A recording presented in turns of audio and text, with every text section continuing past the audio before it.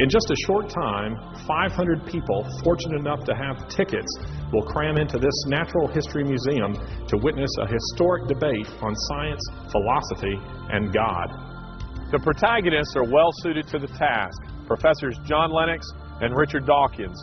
John Lennox is a mathematician and philosopher of science, and Richard Dawkins, until recently, Charles Simonyi Chair for the Public Understanding of Science.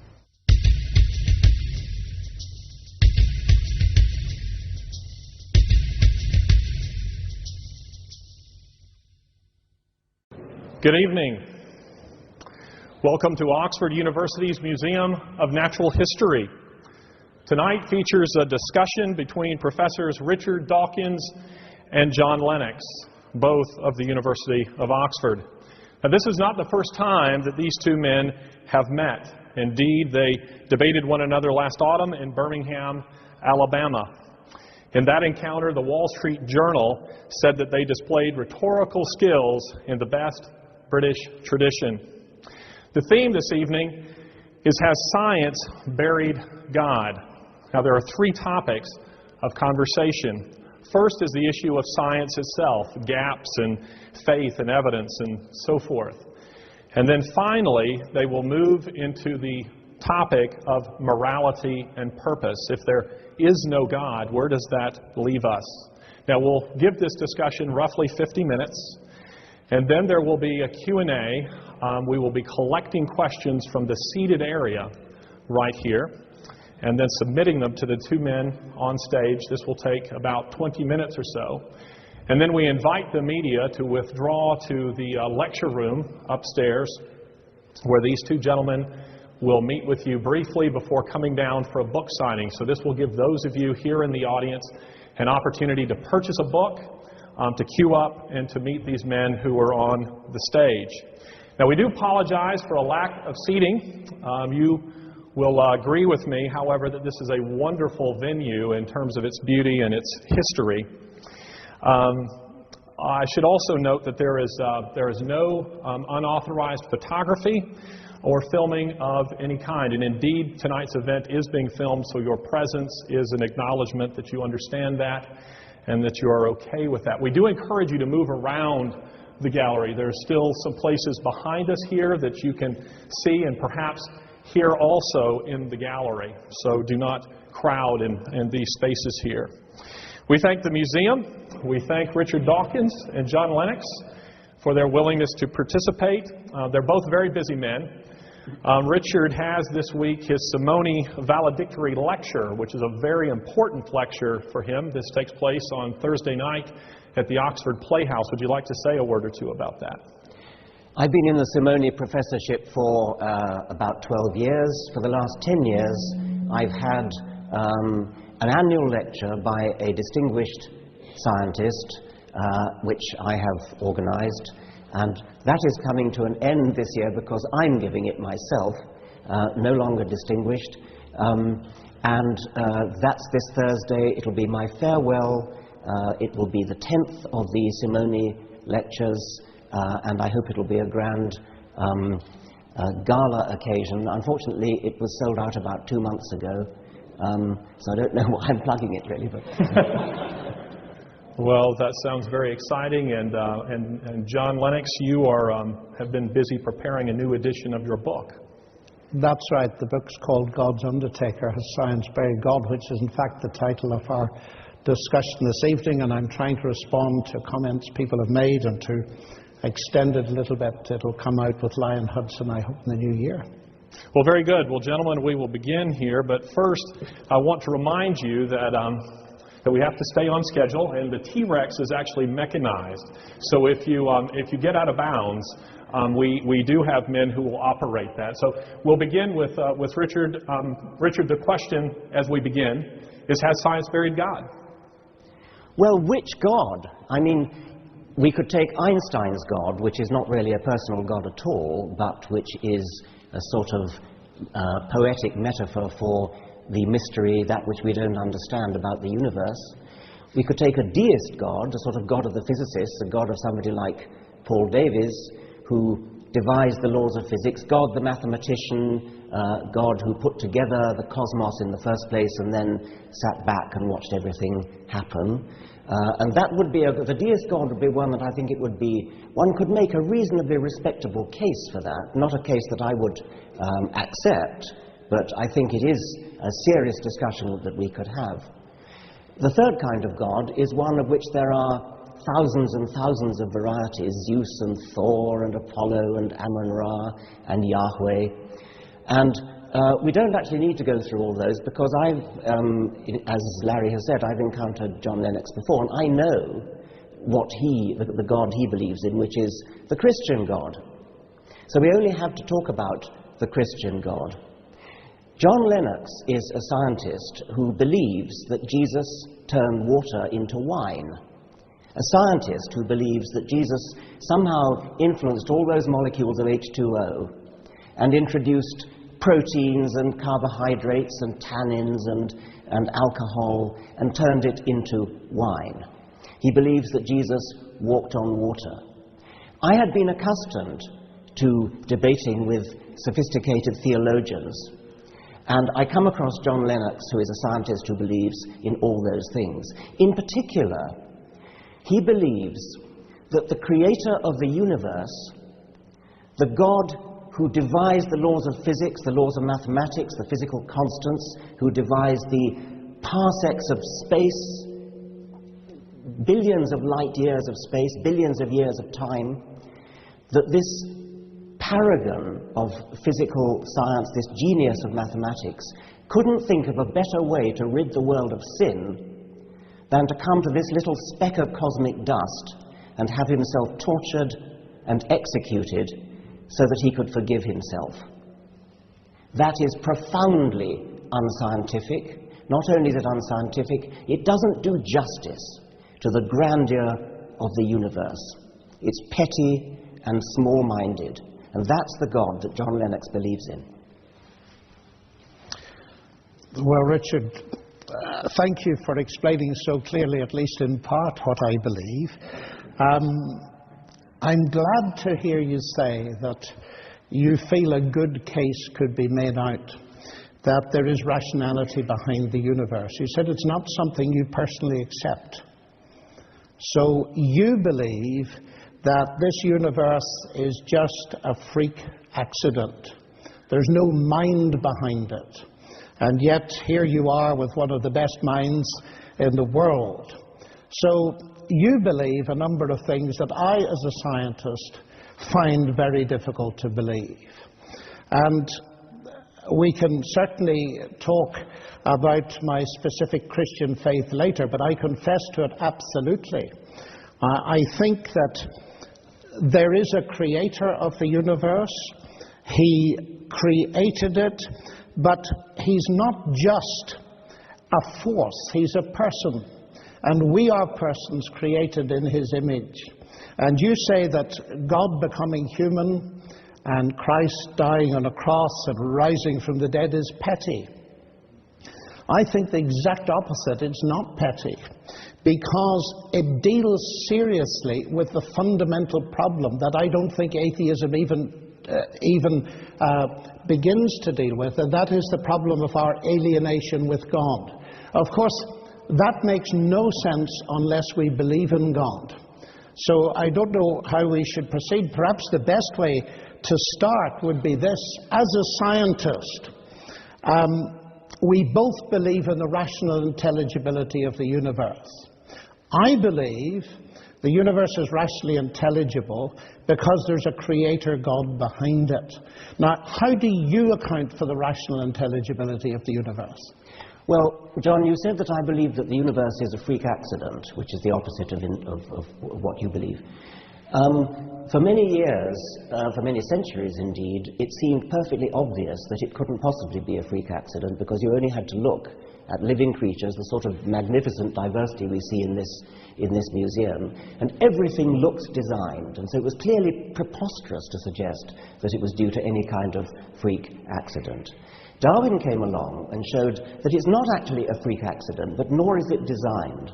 There's a third way, which in the case of biology is evolution by natural selection, which produces a close imitation of something that is designed. It's not designed, we know that now, we understand how it happened, but it looks very designed.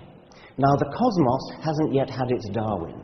We don't yet know how the laws of physics came into existence, how the physical constants came into existence, and so we can still say, is it a freak accident or was it designed? The analogy with biology might discourage us from being too confident that it's designed, because we had our fingers burned before the 19th century in thinking that biology, which looks so much more obviously designed, that we got our fingers burned there.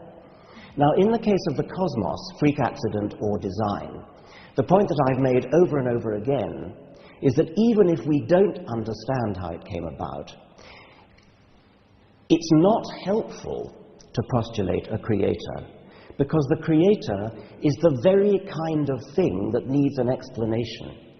And although it's difficult enough to explain how a very simple origin of the universe came into being, how matter and energy, how one or two physical constants came into existence, although it's difficult enough to think how simplicity came into existence, it's a hell of a lot harder to think how something as complicated as a god comes into existence, difficult enough to think of how a deist god comes into existence, and even more difficult to think of how a Christian god who actually cares about things like sin and gets himself born of a virgin. Well, there are 3 or 4 different issues there, aren't there? There's the question of what Darwin did and so on and so forth. But of course, as you have yourself admitted, as I understand it, Darwin didn't explain either the origin of life or the origin of the universe. And I would want to start there. You say we don't know how it came to be. But as scientists and cosmologists, physicists, we're studying it, and that very study and your own science assumes that the universe is rationally intelligible. Now, correct me if I'm wrong, but it seems to me that atheism is saying that the thoughts in our minds are in the end only the results of a mindless, unguided process. Now, if that is the case, it seems to me that it's very difficult to see how they could tell us anything that is true about ourselves. I think it was Steven Pinker who said, wasn't it, that evolution has to do with reproductive success and nothing to do with truth. And John Gray, who's also an atheist, I understand, made the point not long ago that the problem with Darwinism, if you take it in its ultra form, it really undermines the notion that we can give any credence to what we think. So it seems to me that your atheism undermines the very rationality that I assume and you assume when we go to study the universe. So that's the first point I would make. Let me answer that. It seems to me a quite absurd thing to say that because we are saying that our minds are produced by brains and brains evolved by evolution by natural selection, therefore that somehow undermines our ability to understand anything. Why on earth should that be? I mean, natural selection builds brains which are good at surviving, and brains that are good at surviving are brains that are surviving in the world. The concept of truth, how do they come to recognize things like truth if those thoughts are simply reducible to physics and chemistry and neurophysiology? How do they serve truth? Truth is what happens. An animal that was attempting to survive and that didn't recognize truth or falsehood in some sense at whatever level is appropriate for the kind of survival that it has, it wouldn't survive. I mean, truth just means that you're living in the real world and you behave in the real world in such a way as things make sense in the real world. When you see a rock in your way, you don't go charging into it. You die if you did that. If you jumped over a cliff, you die. That's truth. It's perfectly obvious that natural selection would favor in any animal a brain that behaves in a way that recognizes truth and acts upon it. Well, I can't resist a little quip, but I notice many of my fellow human beings doing very well through telling lies. I can't for the life of me say. That's a separate point. It's a separate point, but I can't see how natural selection would produce this truth. But coming back to that in itself, you say this illusion of design, and of course I find your writing so fascinating because of the metaphors and images you use. I do envy that capacity. And you said somewhere that it's terribly, terribly tempting to believe that it has been designed. But that Darwin has shown us that this design is an illusion. But I've been very interested in the kind of thing that Simon Conway Morris has been saying recently, that if you take the evolutionary pathways, they're navigating through an informational hyperspace with phenomenal precision. And therefore, there is the impression of design at that level. I mean, if this mechanism that you talk about, which doesn't account for the origin of life at all, but let's leave that aside, if it is so phenomenally clever, then it itself is giving evidence that there's a mind behind it. The whole point of Darwinian natural selection is that it works without design, without foresight. But that's an assumption. No, it's not an assumption. That is exactly how it works. Before Darwin came along, it looked perfectly obvious that even if evolution happened, there must be some guiding force to tell animals or plants how they ought to evolve. Natural selection is a blind force. The things that survive, survive. With hindsight, we can see that the ones that survive are the ones that are good at surviving. They have the genes that make them survive. Simon Conway Morris would not deny that. He's got some kind of, well, actually, I rather share his view of convergent evolution. We both of us are perhaps on the extreme end of Darwinians in that we emphasize the power of natural selection to home in on particular ends. Particularly, if you look around the museum, you'll see animals, marsupial animals from Australia, that uncannily resemble non-marsupial animals. And Simon and I are both extremely keen on that.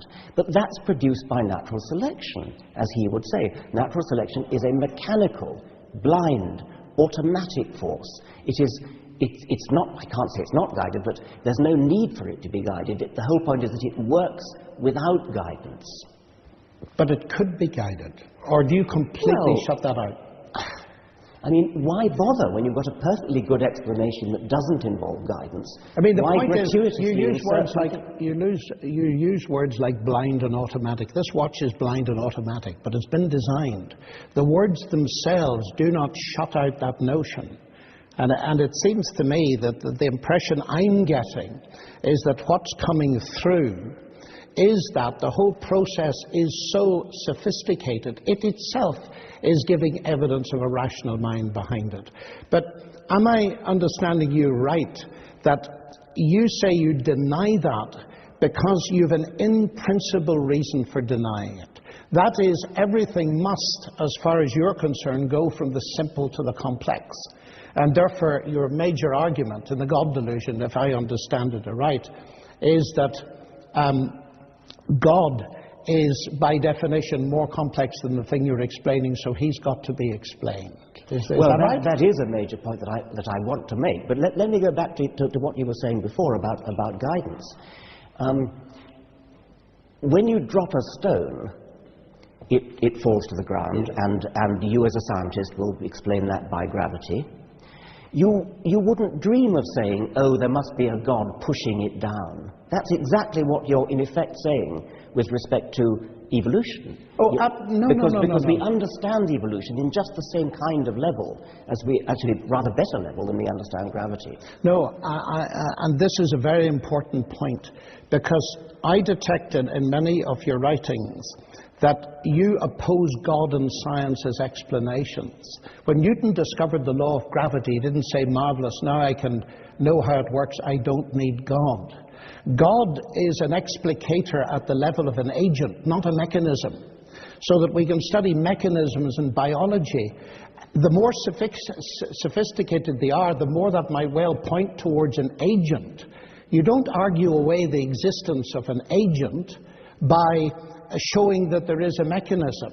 And I don't quite understand how you manage to get, if I understand you right, God and science as alternative explanations. Well, I think you do get rid of an agent if the agent is superfluous to the explanation.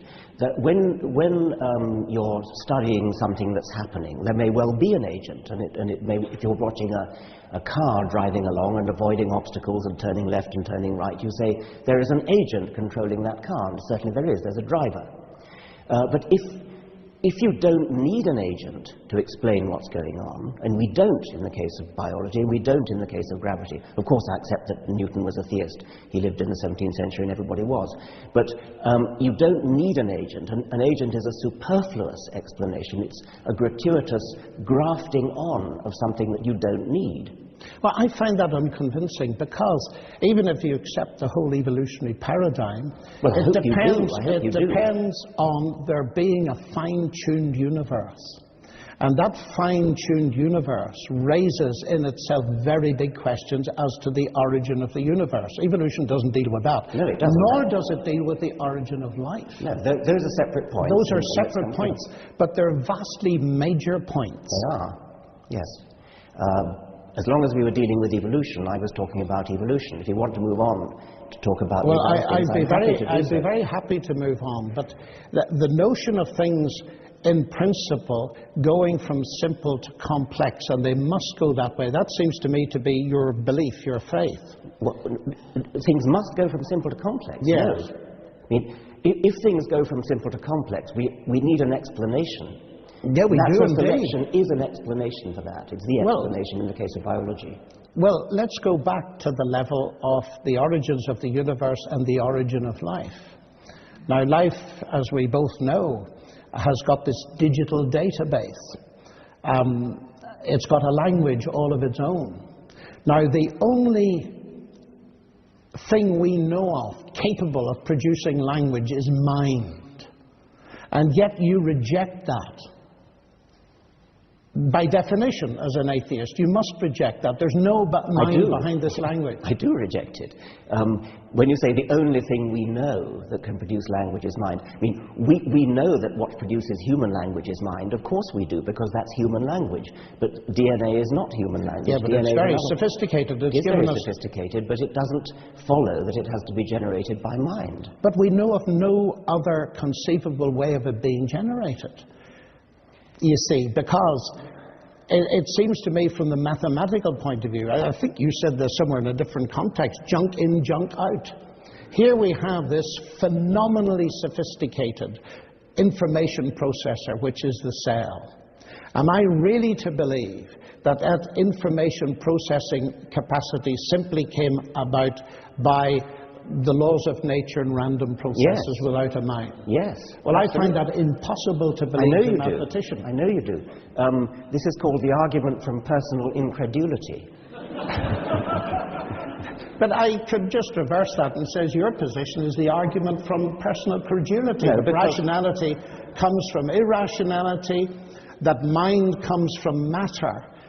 To me, the biblical explanation in the beginning was the word, the logos. That makes perfect sense. And it makes sense of the fact that we can do science itself. But you haven't explained where the logos came from in the first place. Well, of course not, because the logos didn't come from anywhere. Well, then, in what sense is it an explanation? Because the notion that you say you have to ask who created the logos, that says that you're thinking of a created God. The whole point about the God revealed in the Bible is that he was not created. He is eternal. He is the eternal logos. And I ask myself, as an inference to the best explanation, which makes more sense, that there's an eternal logos and that the universe, its laws, the capacity for mathematical description and so on, that these things are derivative, including the human mind, from the logos, that makes very much more sense to me as a scientist than it's the other way round, when there is no explanation for the existence of the universe. Do you just believe the universe is a brute fact? The universe is an easier brute fact to accept than a conscious creator. Well, who made it? It's you who insists on asking that question. No, you asked me who made the creator. The universe created you, Richard. Who made it then? A God is a complicated entity which requires a much more sophisticated and difficult explanation than a universe, which is, according to modern physics, a very simple entity. It's a very simple beginning. It's not a negligible beginning, but it's a very simple beginning. That has got to be easier to explain than something as complicated as a God. Yeah, you can't explain the existence of God, but I think you may have missed my question. I'm drawing a parallel. You see, you say that it's, at least, don't let me put words in your mouth, of course, because that would be unfair, but I'm getting the message that it's ridiculous for me to believe in a God who created the universe and me, because I have to ask who created God. All I'm doing is turning that question round and saying, the universe, you admit, created you because there's nothing else. Well, then who created it? I understand you perfectly. I'm making that we both of us are faced with the problem of saying, how did things start? Yes. I'm saying it's a hell of a lot easier to start with something simple than to start with something complex. That's what complex means. But I don't think so. If I pick up a book called The God Delusion, it's a pretty sophisticated book. It's got lots of words in it. But actually, as I look at page 1, I don't even need to go beyond page 1, I conclude that it comes from something more complex than that book itself, namely you. Yes. I mean, obviously, complex things exist, and brains exist. Well, why can I not look at the universe, the whole show, which includes Dawkins and Lennox? I'll tell you why. Because my brain that produced a book has an explanation in its own right. That explanation is evolution. We go back and back and back to the origin of the universe. That provides an explanation for complex brains, and complex brains produce books and museums and cars and computers. Of course we have complex things that produce other complex things. But science has an explanation for where complex brains come from in terms of simple beginnings. I don't think it has at all. At the level of the origin of life, reading the literature, even the recent literature, the word miracle comes up probably far too often for your liking anyway, that they're just going from, say, the self-organizational properties of low-level molecules that you got in some kind of primeval situation to the phenomenal self-organizational potentialities of macromolecules. There's just no way you can get there. Well, you're asserting that there's no way. We don't yet know what it is because there's a lot of work yet to be done. Science doesn't yet know everything. There are still gaps. Yeah, but I'm not ruling out the fact that there's a physical side to it and so on.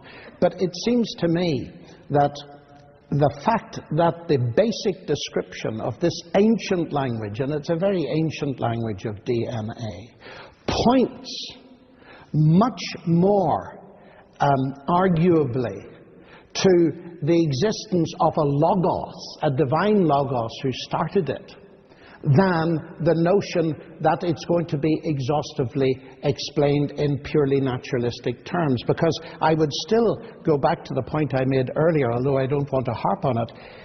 This extreme reductionism removes from me the very rationality which we use to have the discussion. So that I'm not simply terribly tempted to believe it's all been designed. I believe it's all been designed, but that doesn't, and here's something else that I'd like to bring up in this, that doesn't stop science. I fear sometimes that your dichotomy, either God or science, might put some people off science because they'd prefer God, and that would be a pity. Well, you're hopping around from one topic to another, but so we could do the origin of life, we could do the idea of miracles, the idea that somehow my approach to science puts people off. But, okay, let's do the last one then. When you feel like it, you will smuggle in magic. You will smuggle in magic for miracles in the Bible, you'll smuggle in magic for the origin of life. I can't explain the origin of life at the moment. I mean, nobody can. People are working on it. But you believe that it will have a naturalistic solution? Yes, I think that it is a cowardly cop-out to suggest that just because we don't yet understand something, therefore magic did it. Oh, well, I would agree with that. I mean, the God of the gaps idea. Well, but that's exactly what you're putting forward, the God of the gaps. You're saying, you're pointing to the origin of life, you're pointing to the origin of DNA and saying, oh, well, okay, Darwin's done everything after the origin of life, but he hasn't done the origin of life. No, that's the God of the gaps. I think what I'm saying here is that there may well be two kinds of gaps. That is, there are bad gaps that science closes. But could it not be that science can open some gaps? Now, what I mean by that is this. Your assumption, as I understand it, is that there's going to be an exhaustive, reductionist, naturalistic explanation of everything in scientific terms. I don't think so. Now, if there is a God, and if he created this universe, and if, as I believe, he is personal, then I would expect certain things to follow. One, that I would see evidence, not proof, but evidence in the universe that God existed. I feel I see that in the mathematical describability of the universe, in the fine-tuning of the universe, and so on, and in the marvelous sophistication of the world. I'd expect to see God's traces there. I would also expect that there may be occasions when God speaks in special ways, and therefore the more we try to analyze those things in terms of purely reductionist science, it'll get more and more difficult instead of more and more simple. I wouldn't expect there to be many of those places. I think the origin of life might be one of them. And certainly when it comes up into more recent history, you mentioned miracles. The thing that is central for me is the fact that what you call petty, and I feel is vastly significant, because it's touching on something that affects every human being, the question of death. Now, if Jesus really literally rose from the dead as a matter of history, that makes an enormous difference to our view of the world. And so far from being petty, if this is God speaking to us, then I want to take it extremely seriously. Why do you think it's so petty? Well, of course it makes a huge difference if it's true. Yes, exactly. But you've suddenly leapt from sophisticated discussions of the origin of the universe, where one can have a proper discussion about whether some sort of cosmic intelligence could have set forth the laws of physics. And you suddenly jump to a man who lived 2,000 years ago, was born of a virgin, rose again from the dead. Well, I only did that because you mentioned it first at the beginning. That's petty. I think that's petty. By comparison with the grandeur of the universe. I mean, to put my point again, do you really think that the creator of this magnificent edifice of the universe, the expanding universe, the galaxies, he really couldn't think of a better way to get rid of the sins on this one little speck of dust than to have himself tortured? He's the one who's doing the forgiving after all. Couldn't he just have forgiven? Because this is a moral universe, Richard, and just forgiving doesn't make sense. I mean, he has to kill himself in order to... He doesn't kill himself. Or get himself killed, tortured. God sends his Son into the world to provide forgiveness and to provide a basis on which he can justly bring forgiveness to me. Now, he has to get himself killed in order to do that. Half a minute. We need to step back from this a little bit, because it's actually a highly relevant topic. In your world, where is justice to be found? Well, justice is a human construct of great importance in human affairs, and it's something that most of us have a sense of, which I think probably can be given some sort of Darwinian explanation, but I don't see where you're taking this. Well, my question is there any ultimate justice? You see, you say this is petty. I'm saying I find myself in a world which is a broken world. I find myself in a world where there's massive injustice, where many people won't get it. We're so privileged. We live in Oxford and so on. We've got enough money to live on, etc., etc. But if there is no God, then there's no ultimate justice. And one of the things that the resurrection transforms for me from pettiness right into center stage is, if this is true, then there's real hope that there be a rational evaluation and fair justice at the end of the world. But atheism doesn't give you that. Okay, suppose there is no hope, suppose there is no justice, suppose there is nothing but misery and darkness and bleakness, suppose there is nothing that we would wish for, nothing that we would hope for. Too bad. That doesn't make it true, just because God would make us feel good. Well, of course it doesn't. Well, then why do you bring that argument up? Because I believe that there is evidence that it is true. I don't believe in the resurrection just like that. Because faith is based on evidence. I've changed your ground again. What you said before was that there is no hope without God. And it sounded well, that's true. That's absolutely true. Okay. And you just admitted it. So I haven't admitted it. I said, if that's true, yes. So what? I didn't say it was true. But anyway, but therefore the question to be decided then is there a God, and has he revealed himself? And that's where, again, I think this pettiness needs to be pushed aside, because I can't get to know you as a person. You're not just a scientific object. I could look at you through a telescope or a magnifying glass. I could even dissect you and so on and so forth. But because you are a person, I cannot get to know you unless you're prepared to reveal yourself to me. So the fact that the claim of Christ to be the truth, to be God incarnate, that makes perfect sense to me, because if there is a God who invented this wonderful, marvelous universe with all its science and all the rest, then he has taken the initiative in getting to know us and revealing himself to us. And he's revealed himself to us at the level we can understand. We're persons, he's a person. That at least makes sense. So one of the very important questions to ask is that really true? Or is this simply myth and fantasy? Well, myth and fantasy for me.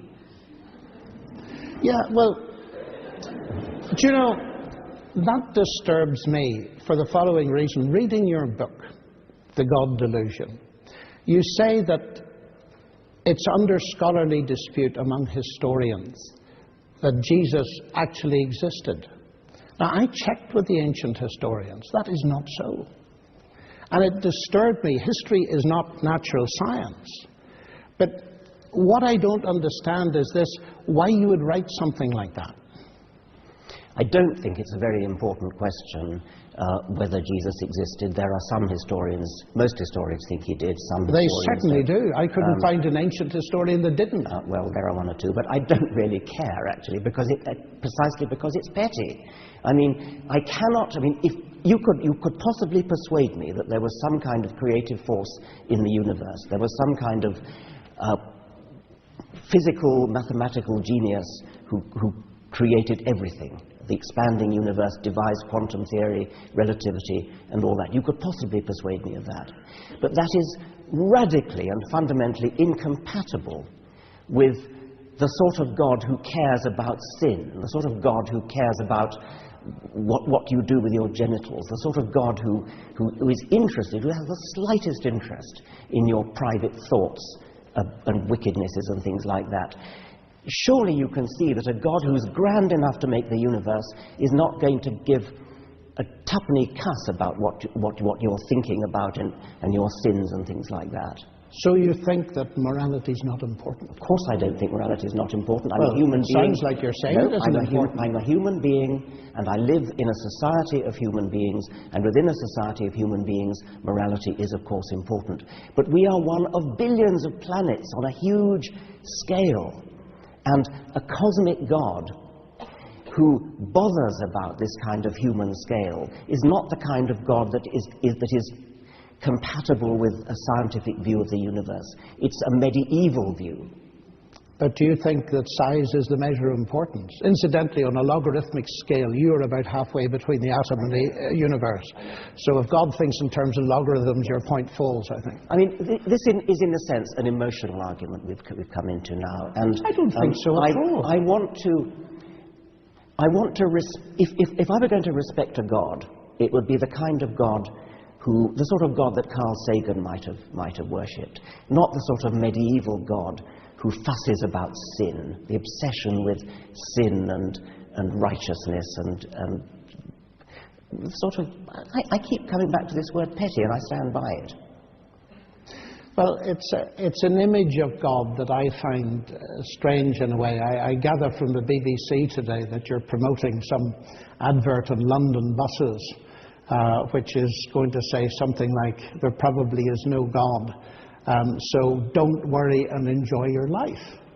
Now, I was very interested in that. Why don't worry?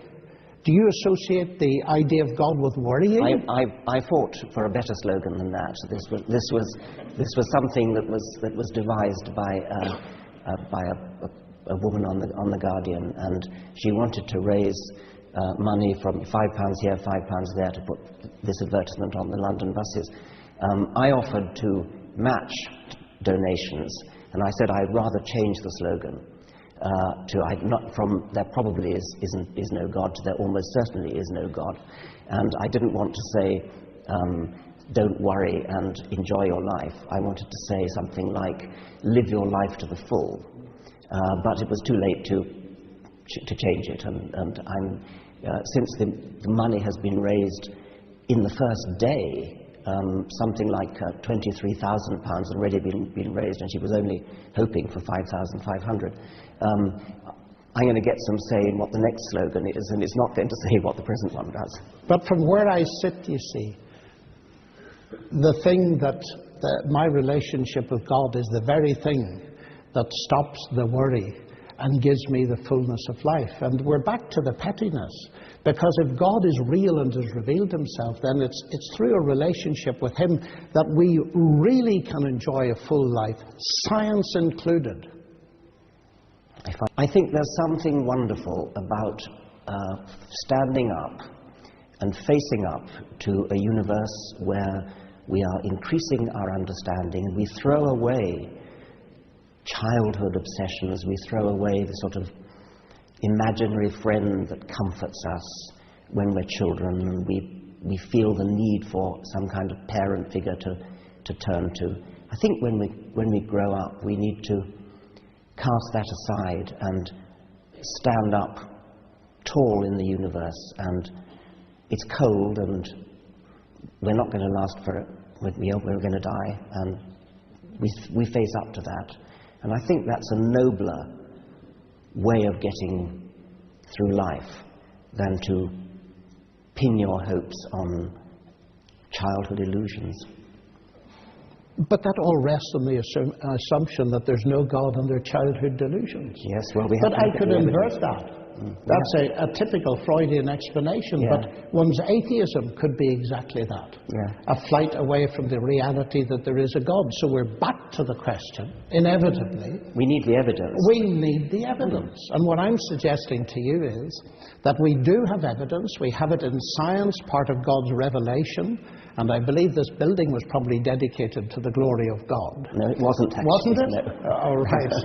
Okay. Rather the reverse. Well, Oxford University, where we That's going back a few centuries. Yes. The Lord is my light and my illumination is the base of it. And there was that wholeness of life. And it seems to me that by truncating everything and putting it into the science basket, so to speak, that I get the impression that you're not taking history really seriously. Otherwise you'd interact with it. And I'm trying to get to the basis of why that is so, because you regard what Jesus has done and who he is as petty. And I find the contrast between standing tall in a silent and cold universe with no hope, believing that your moral sense must ultimately be illusion, you're crying for justice because most people will never get it, because death ends everything. The contrast between that and enjoying the friendship, the personal friendship of God, and knowing that ultimate justice will be done, is immense.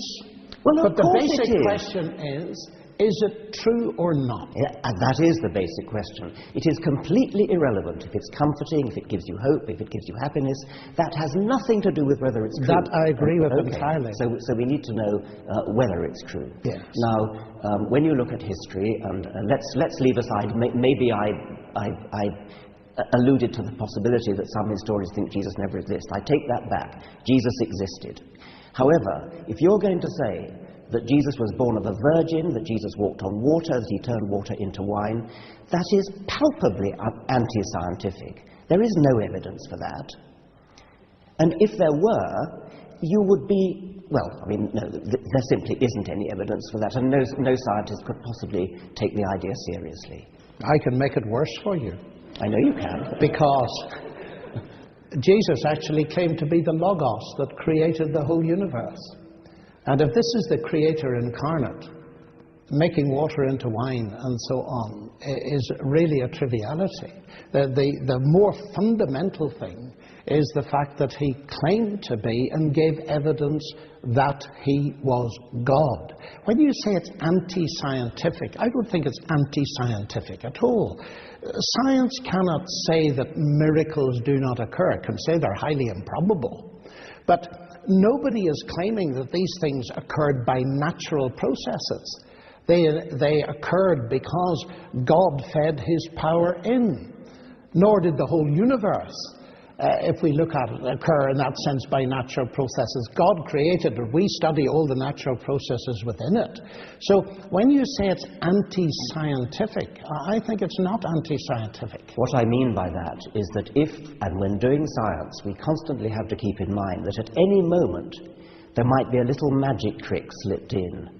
That would completely nullify the whole enterprise of science. Oh, I agree with that. But well, you see, that's what you're allowing then. No, I'm not allowing that at all, because in order to recognize what the New Testament calls miracle, a special act of God, you must be living in a universe that has regularities and that we recognize them. I agree with you entirely. Otherwise you wouldn't notice the miracles. That's exactly true. Yeah. You wouldn't recognize if dead people were popping up all over the place. You wouldn't think it was very special. But the fact is you need two things, not one.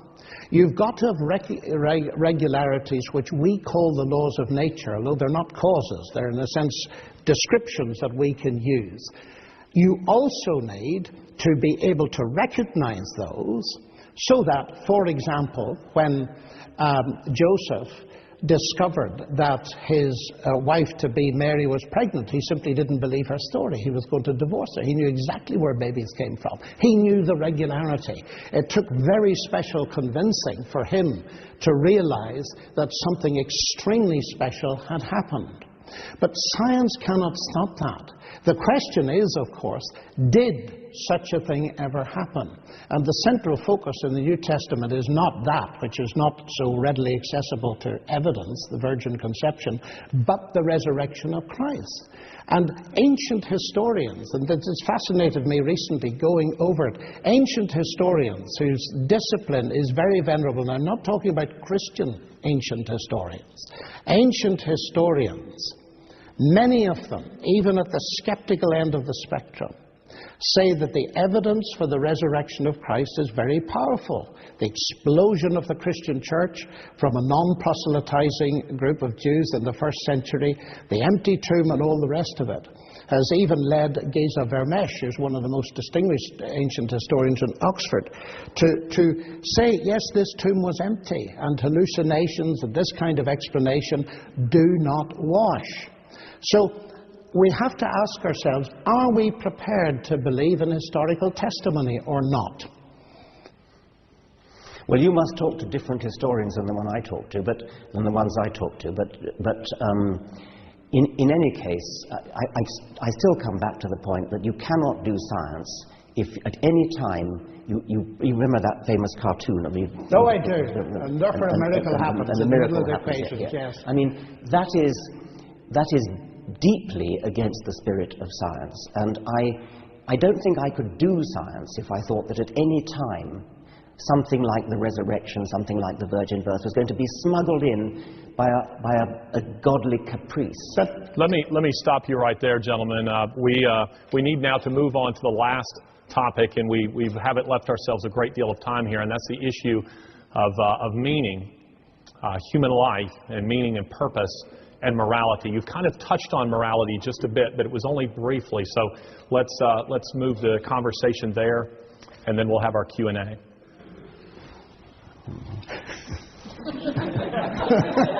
He's brought us to a complete stop, hasn't he?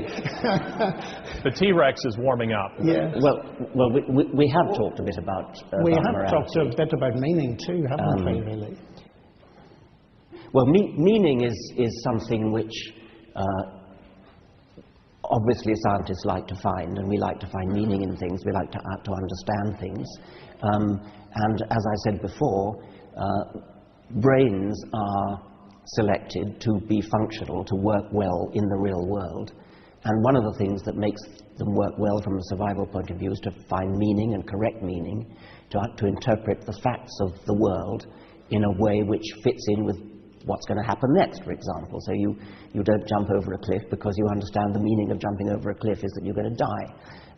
So meaning is something that human brains appreciate, and meaning is something that scientists appreciate in a more sophisticated way. So what is the ultimate meaning of life for you? The ultimate meaning of life depends on what you mean by it, obviously. Each one of us can make an ultimate meaning. Each one of us can have a private meaning, a purpose in our life, what we hope to achieve in our life. Or a biologist might say the ultimate meaning of life is the propagation of genes. That would be a very different kind of meaning, and they're both true. I suppose the basic question for me here is, what is the nature of ultimate reality?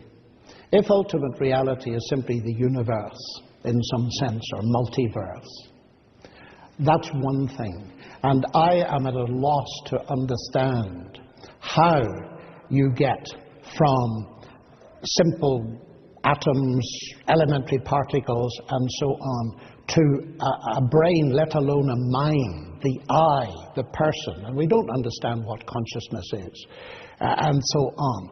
I don't begin to say, and I don't think scientists begin to see, how you can get to something that even understands the concept of meaning. But I can understand it if behind the universe, the ultimate reality is not impersonal matter and energy that somehow has produced all this stuff bottom up.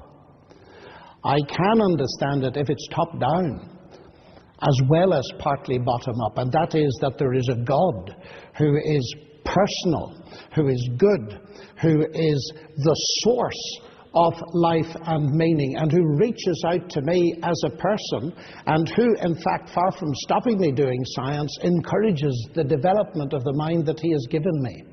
And so meaning to me has all kinds of dimensions, as you would agree with, in my family, with my wife and my children and my work and so on. But it's not bounded by the 70 years and 10. It's not bounded by the death of the universe either. It's got an expanding horizon of hope. And that, to me, is the only thing that is worthy of the God that created this vast cosmos. That our lives are not going to be extinguished just like that. There is a beyond, and I can walk with confidence into that beyond because I have a real relationship that's got a firm basis with the God who invented it all.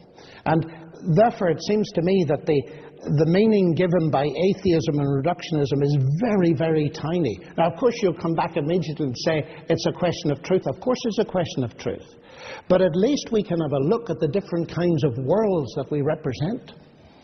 Because that business of it's tempting, it is terribly tempting. Do you ever get terribly tempted to believe that there is a God and that the kind of thing I'm saying is true? I've said to you already that there are many things that would be very nice about it, but as you've just repeated, it doesn't make it true. No, it doesn't. I mean, you think you're going to survive your own death, I gather. Yes, I do. Yeah. I mean, but so you think that even though your brain dies, something else... I mean, at what point in evolution did that remarkable faculty emerge? I haven't a notion. It's part of God has created human beings in His image. What on earth does that mean? In His image? Do you think He looks like us? No. Well, that they have personality. That it's an anthropomorphism. But we are persons. God is a person, and therefore we can relate to Him. That's what the whole business is about. Was Homo erectus a person? Well, I can't decide by looking at fossils whether it was a person but or not. But do you think it happened are gradually? Do you think it happened gradually? Or was there a moment when a child was born that was a person and its parents weren't? My own feeling is that there was a point when God did something special, but it would be very hard to detect that from any scientific investigation. So God suddenly kind of dived into the evolutionary process and said, right, from now on they're going to be persons.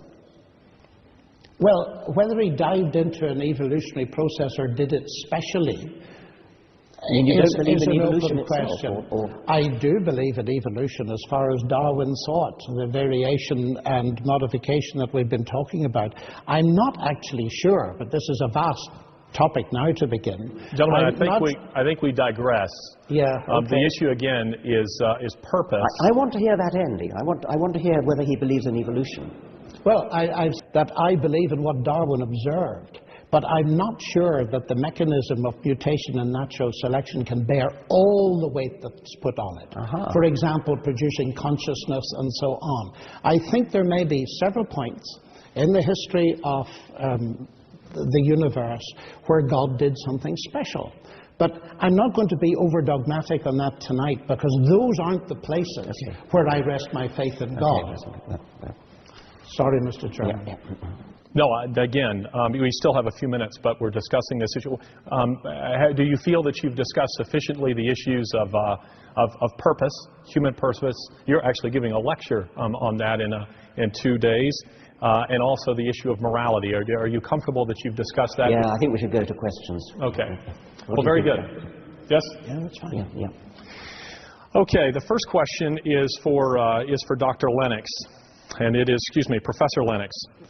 How do you explain the similarities between organized religions, and why do you feel that the Christian faith is in some way more viable than the others? That's a question for me? Yes, indeed. How do I explain the similarities between organized religions? I think that when we look around the world, there are various aspects to any given religion, and one of the very important ones is the moral aspect.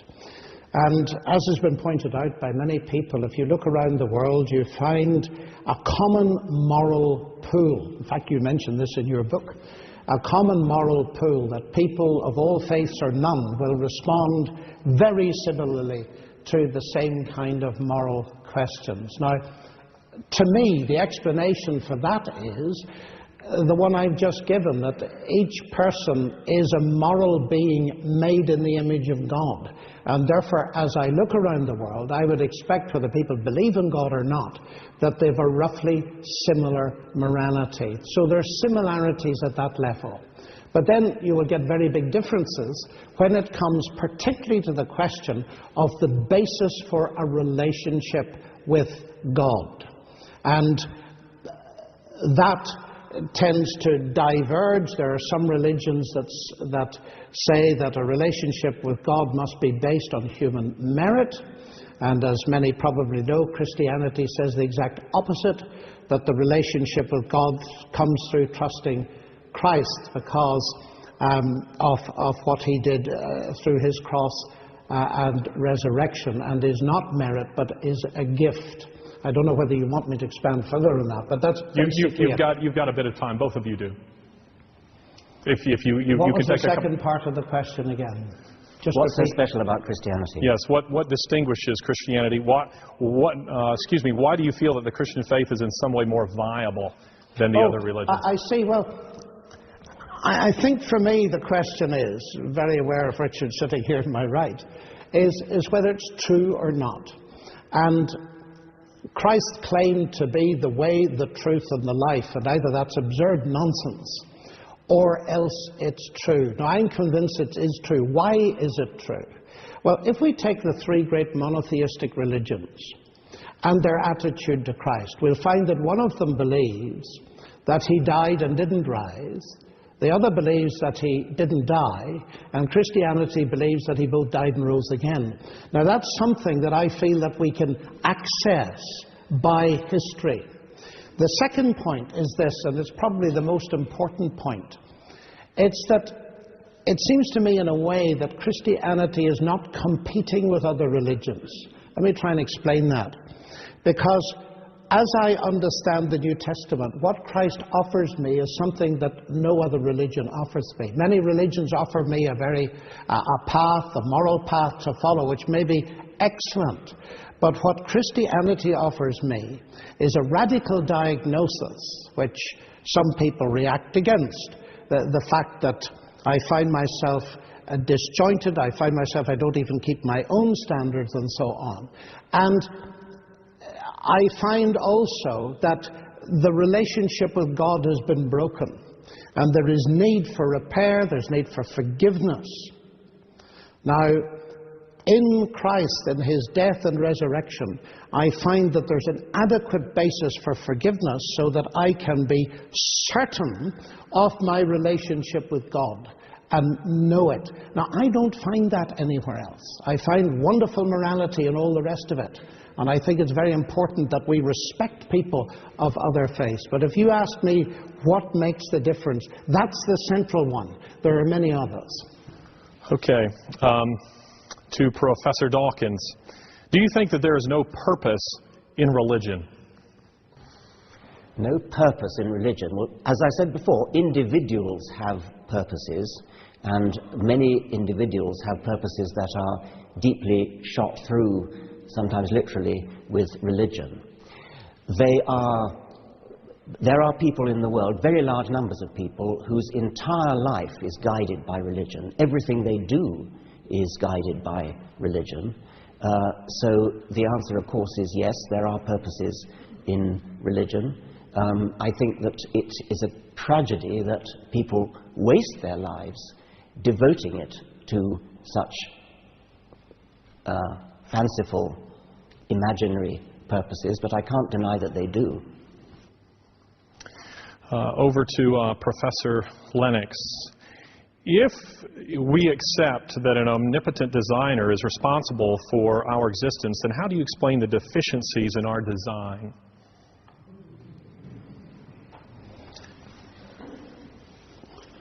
Well, of course, the question assumes that there are deficiencies. All design involves compromise with all kinds of different constraints and so on and so forth. So I think before I rush to say there are deficiencies in our design, I would need to know what the ultimate purpose of the designer was and all the rest of it. So it's very difficult to respond to that. I believe myself that the ultimate designer is God, but I also believe we live in a damaged universe, and so we see around us, alas, all kinds of things that are a result of, well, human evil, as a result of the disjointedness of creation, and so on and so forth. But that would lead us into a very much deeper question of the problem of moral evil and pain. To Professor Dawkins, how do you explain the origin of the laws of physics? I do not know the origin of the laws of physics, as I've said again and again.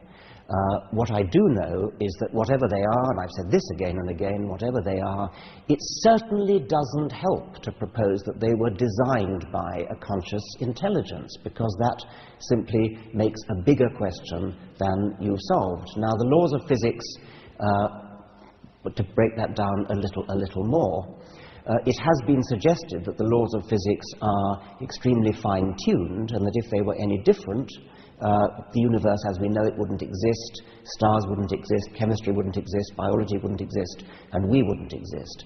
And theists are tempted to say, therefore, the laws of physics must have been designed in such a way that they are exactly fine-tuned to bring us into existence. Once again, that is a non-explanation, because it leaves open the explanation for the designer. There are many physicists who explain that by saying, well, with the so-called anthropic principle, saying that we could only exist in a universe which has the the right laws and the right constants to bring us into existence, and therefore the fact that we're talking about it determines that we must be in such a universe. That's the anthropic principle. There are versions of it which make it a bit more plausible. For example, the multiverse theory, that there are lots of different universes, that we live in a kind of bubbling foam of universes, and each bubble in the foam has a different set of laws of physics.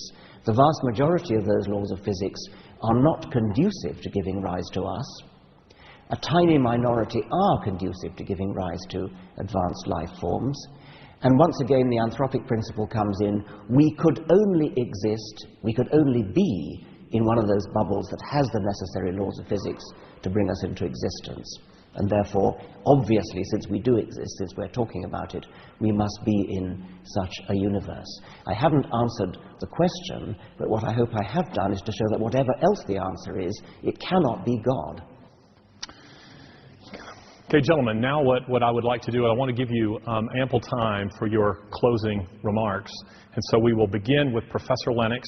You may take 5 minutes, no more than 5 minutes, and then we will conclude with Professor Dawkins. He will have the last word.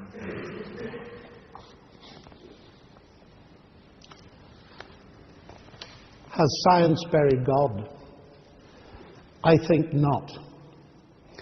Science arose in the 16th and 17th centuries, a meteoric rise that historians of science have looked at and come to the conclusion that one of the main motors driving the rise of science was faith in God. So far from belief in God being a science stopper, it was the thing that caused science to rise in the first place, understandably so, because people had a basis for believing that the universe was rationally accessible, and so they could do their science, which is apparently one of the reasons given by Needham, the famous sinologist in Oxford, when he looked at China and asked the question, why did science not develop in this way in China? And in the end, although he was a Marxist, he came to the conclusion that it was because of the Christian background. So I'm not ashamed of being both a scientist and a Christian. And I suppose that the major argument that points, doesn't prove, but points towards God is that this universe is a universe in which science can be done. The fact that the laws are there. Richard honestly says he doesn't know where they come from. They come from the Logos, the mind that is behind this universe, that has created it by his power and for his glory. And therefore doing science, like Galileo and Kepler suggested, doing mathematics, is to discover the secrets of the universe in the language in which God has written them. The other reason why I reject atheism as an explanation is it doesn't even, to my mind, begin to rise to account for the rationality which lies behind science. Also, I think that the Christian faith, which I unashamedly espouse, is not anti-scientific. And I would plead for the same attention to be paid to history as is paid to science itself. I find very unconvincing arguments that trip very lightly over things that historians do accept, which mean that we should take the scholarship that has to do with the existence and the resurrection of Christ very seriously indeed. The other big area, which we didn't discuss in great detail tonight, is that if science has buried God, it seems to me there's something else that lies before us, and that is, where are we going to get our morality from? Because Richard has written in one of his books that the universe is just like we'd expect to find it. If at bottom there's no good, there's no evil, there's no justice. DNA just is, and we dance to its music. That seems to me to be a frightfully deterministic universe. And it it troubles me to this extent, because it seems to me that on the one hand, the new atheists, of which Richard is a leader in the world, are trying in a way to hold on to the values that were given to them by Christianity, actually. And I would like to emphasize that, because in many of these books nothing good is said about religion. But Jürgen Habermas, who's not a Christian, of course, 30 seconds. 30 seconds. Recently said that the foundations of our legal system and our education and our morality in Europe are based on Christianity. Everything else is postmodern chatter. What worries me is this, that can you really retain these good moral values and espouse atheism? Hard atheists like Nietzsche and Camus would say you can't. Eventually it will lead to madness. And some people are suggesting that that is actually what's going to happen. And I have a question for Richard Dawkins.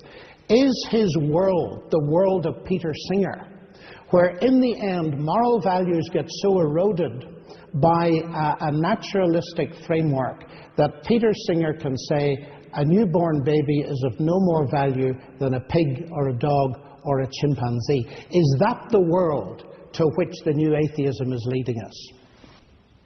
Peter Singer is one of the most moral people I know, and when he says something like that, it is based upon a very rigorous moral philosophic reasoning. He's interested in suffering, and his point is there that a newborn baby, or certainly a human fetus, may be less capable of suffering than, say, a full-grown pig.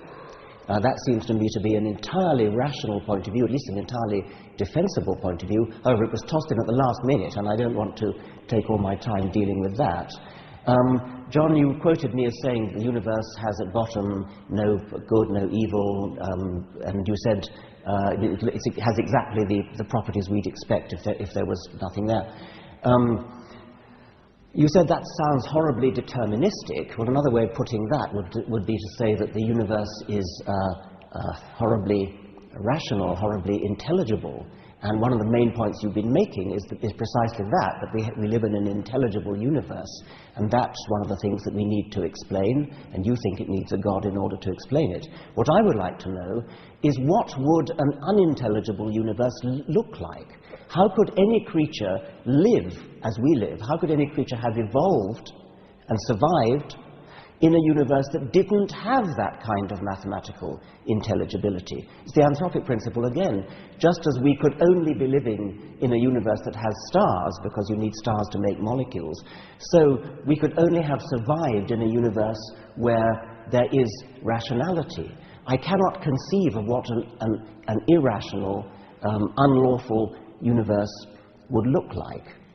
Now, science doesn't know everything. So it's one of the glories of science that we know what we don't know, and we work on what we don't know, try to shrink what we don't know. It's hard work. We don't cop out by saying, oh, well, if you come to a difficult problem, magic must have done it, or God must have done it. No, we don't say that.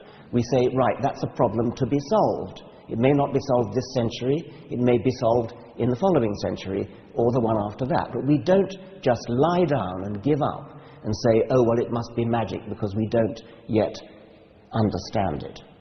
I would hold up Darwin as a model for the whole of science, because before Darwin came along, the whole of life, the complexity of life, the beauty of life, the elegance of life, the apparent design of life looked like magic. And everybody thought it was magic. Everybody thought that God did it. It's so complicated, it's so elegant. Now, that was the really big problem. That was a far bigger problem than the problem of the origin of life, than the problem of the origin of the cosmos. Darwin solved that problem. All scientists now know that. Darwin solved that problem, and in so doing, he provided us with a sort of parable that don't even think about giving up, because if ever there was a time to have given up, it was in the case of biology. Because biology really was a difficult problem, a hard problem. Darwin solved it. Now we have one or two other problems remaining, like the origin of life, like the origin of the cosmos, the origin of the laws of physics. No doubt that there are physicists here who can point to yet other ones. Darwin provides us with a lesson that says, don't give up, because if Darwin could solve it for the really difficult problem, which was life, then we have every hope that science will solve it for the other problems in the end. And even if it doesn't, even if science doesn't solve all problems ever, that is still no grounds for saying, oh well, magic did it. Well, gentlemen, thank you so very much for providing us with a very elegant model for engaging on these very difficult issues. Ladies and gentlemen, please join me in thanking them. Thanks so much.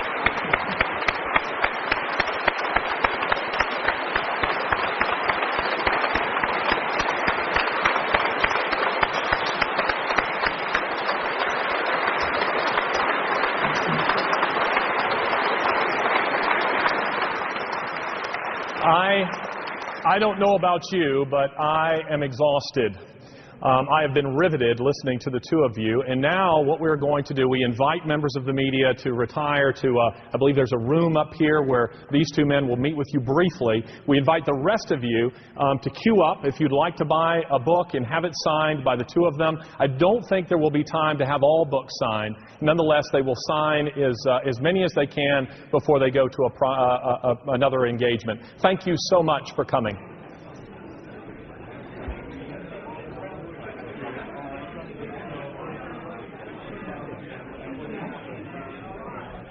I think it was really good how they really engaged with one another. So quite often with debates like this, you find like where there's not really a kind of clear conclusion, you find them kind of just discussing at each other, alongside each other, but they really engaged, which I thought was really good.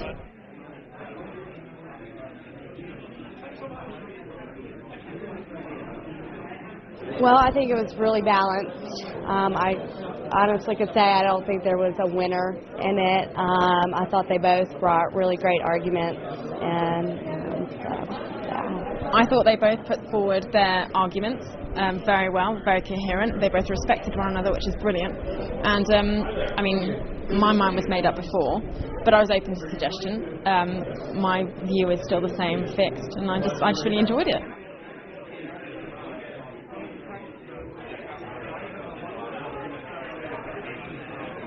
With her, I think they were both pretty coherent. There were a few contradictions here and there from both sides, but on the whole it was a very good debate, and both sides of the argument I felt were put forward in the strongest way they could have been.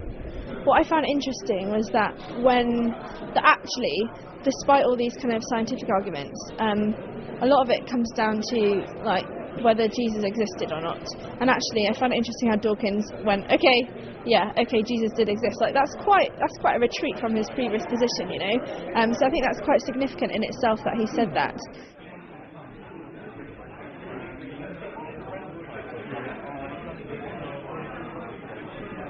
I think it went well. I think it was great that they both had a good opportunity to talk, but I do think that from my perspective that we have to look at who Jesus is and look at the resurrection in order to really be able to think, is there a God out there?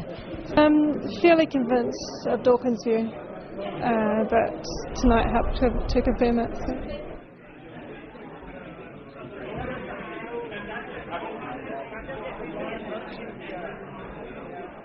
Yeah, I thought it was entertaining as well. I was a bit disappointed by the arguments that Lennox put forward, because I was hoping for something a bit more challenging from the Christian perspective, since a lot of his arguments I've seen elsewhere that have been refuted and things.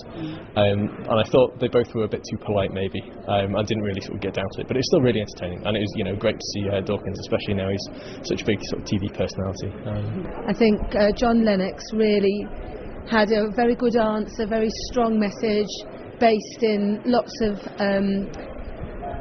truth and facts, and I think that he came over as the more authoritative person this evening. Really enjoyed it.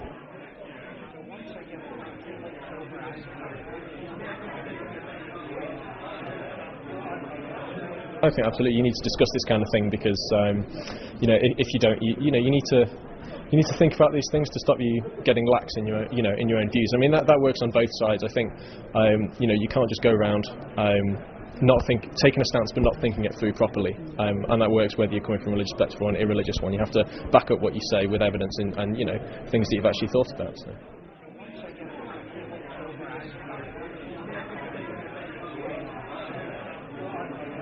Either God exists or he doesn't, and I agree about that. The great thing about the two of us is that we can at least talk because neither of us is a postmodern relativist. Isn't that right? Well, I'll say it again, just to see that we agree about something, but it's actually a very important something.